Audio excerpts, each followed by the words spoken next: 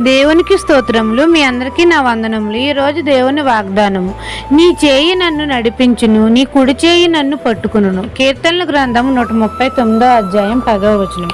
సైన్యములకు అధిపతి అయిన యెహోవా మనతో సెలవిచ్చినదేమనగా, దేవుని చేయి మనల్ని నడిపిస్తుంది, దేవుని కుడి చేయి మనల్ని పట్టుకుంటుంది అని. ఆకాశం ముందున్న యెహోవా మనల్ని పరిశోధిస్తున్నాడు. మన తండ్రి మన నడకను మన పడకను పరిశీలిస్తున్నాడు. మనకు తలంపు పుట్టక మునిపే మన మనస్సును గ్రహించుచున్నాడు గనుక మనమందరము తండ్రి వలె నీతి న్యాయములను అనుసరించి నడుచుకునవలెను.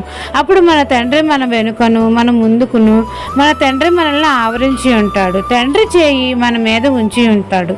తండ్రి చేయి మనల్ని అనుదినము నడిపించుచున్నది. తండ్రి కుడి చేయి మనల్ని పట్టుకుని ఉన్నది గనుక రాత్రి మనకు ఏదైనాను పగటి వలె ఉంటుంది, చీకటి ఏదైనాను మనకి చీకటి కాకపోవును. తండ్రి దక్షిణ హస్తము మనకు తోడుగా ఉన్నది కాబట్టి మనం గాఢాంధకారపు లోయలో సంచరించిన మనం భయపడిన అవసరం లేదు. తండ్రి మన కుడి చేయి పట్టుకుని ఉన్నాడు గనుక ఏ అపాయము మనకు సంభవించదు. తండ్రి తన సత్య మార్గంలో మనల్ని నడిపిస్తున్నాడు. ఈ దిన వాగ్దానం మీ నా జీవితంలో నెరవేరాలని కోరుకుంటూ దేవుని సువార్త పరిచర్యలో మీ సహోదరి. ఆమెన్.